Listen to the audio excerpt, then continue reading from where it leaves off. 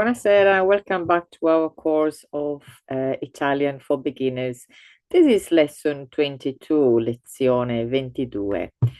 We are following the bit from last lesson where we talked about a little bit directions and different expressions that we use to locate different places in a specific spot.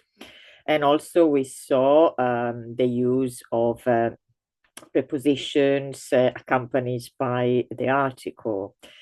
So following from there, we are going to see something similar. So the use of one preposition in particular accompanied by articles, and also how can we describe a city or town. So let's share our, if we find it, there it is, our page with a few ideas. So if you want to ask, what is the city like, or what is the town like? Remember the città is the same word for city or town.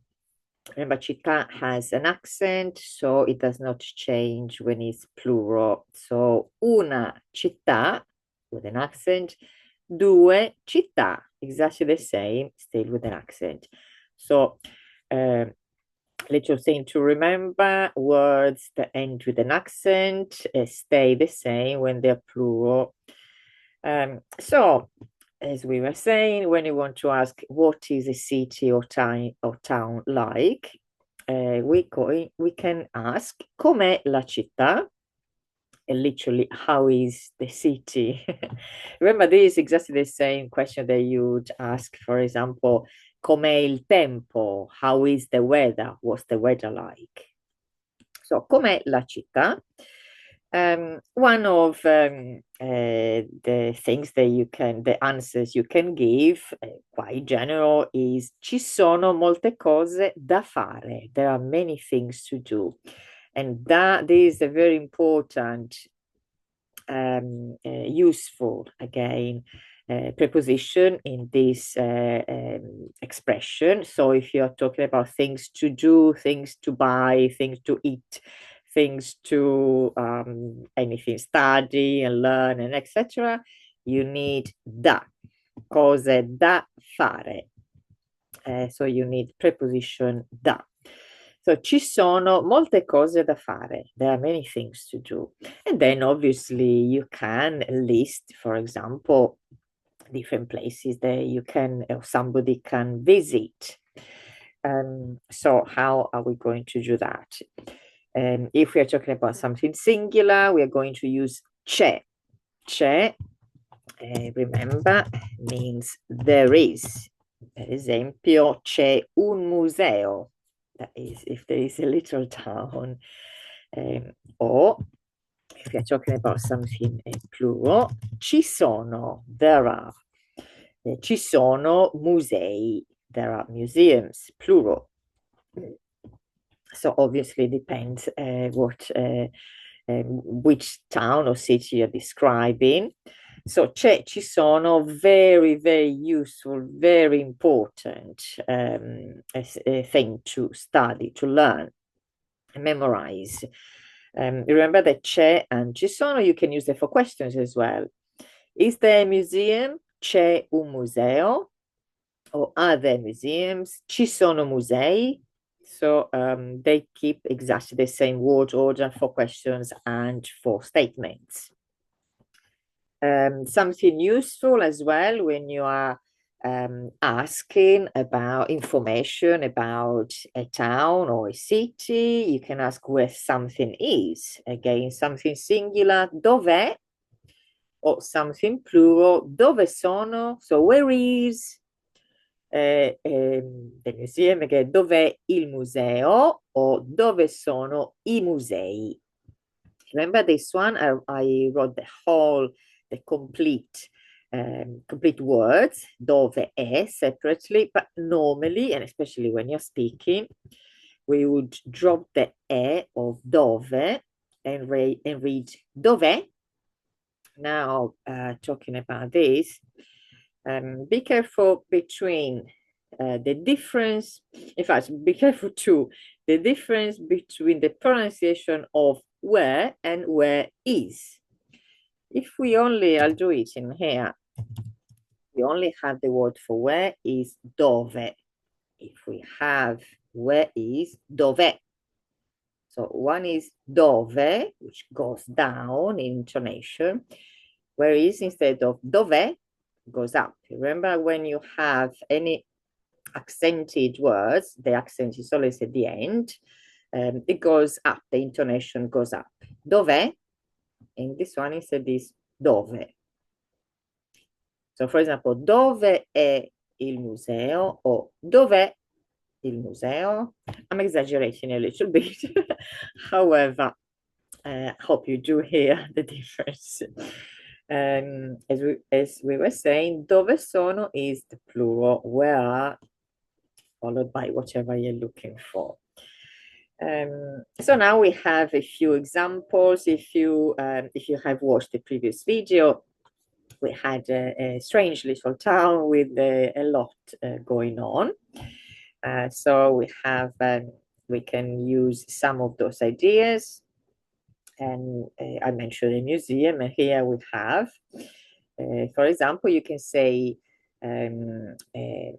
if to the question com'è la città, you can say c'è un museo interessante. There is an interesting museum.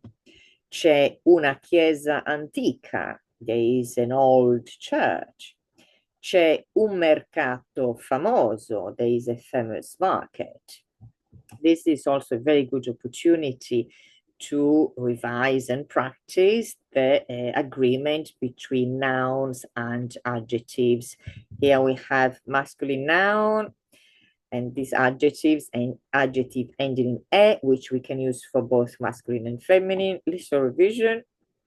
Chiesa, feminine, femminile, with the feminine adjective ending in a. And then mercato masculine with the masculine adjective ending in o. So these two adjectives with the four endings. If you are not sure what I'm talking about, or if you're not remembering everything, this masculine, feminine adjective, what? Look at the video. I can't remember exactly which lesson it is, but look at the videos where I talk about masculine, feminine, and adjectives, the agreement between adjectives and nouns. What we have here, as I mentioned earlier, is the fact that we can use one specific preposition, remember the little words, the, da, etc. So one specific, we can use it together with the definite article, which is lo, la, il, le, etc. So that combine into one word. So it becomes, we saw it in the previous lesson, del, dello, della, dei, delle, etc. And you can use them also with the meaning of some. In fact, if you remember when we saw the indefinite article, un, una, uno, un apostrophe, I did say that this indefinite article does not have a plural. And like in English, really, you can say a museum, and then what is the plural is museums. However, you can also say some museums. So how do we say some museums? There are different ways to say it. One of these ways is using preposition D with the definite article.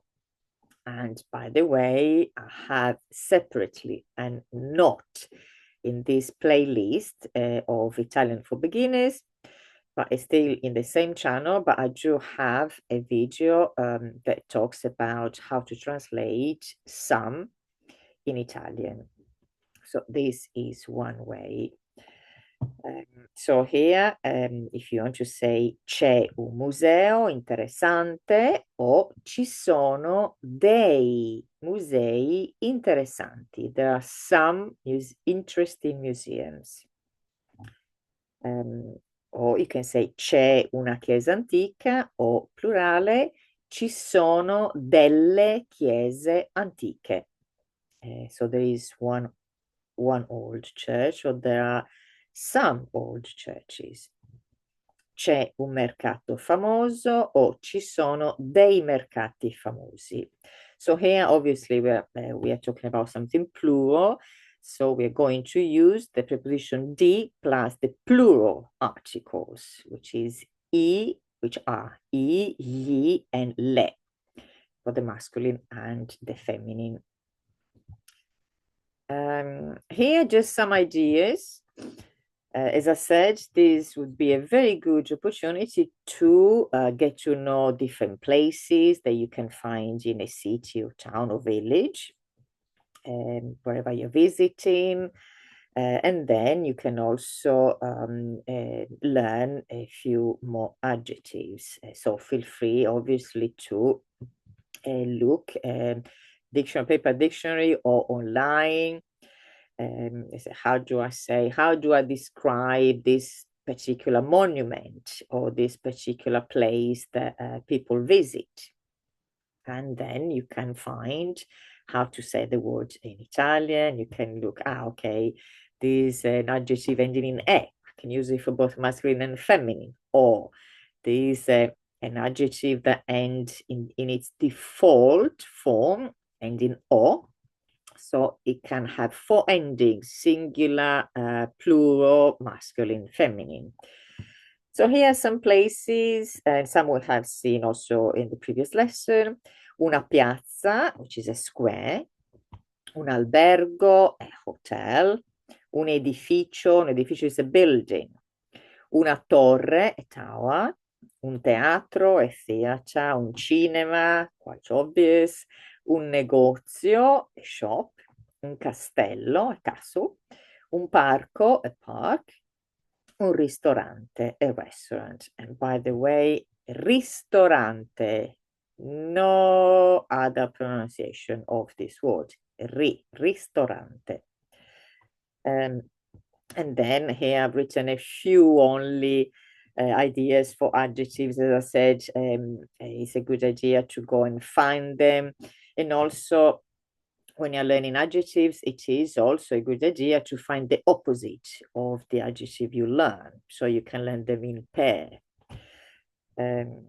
So here we have elegante, antico, tipico. Tipico is typical, traditional of the area, for example. Caro is literally dear or expensive.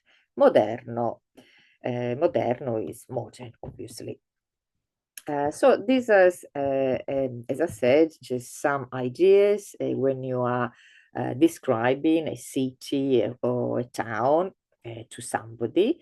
And also if you ask somebody about a place in particular, and they're going to tell you what you can go and visit. So this was a very quick one. I hope you are enjoying your course.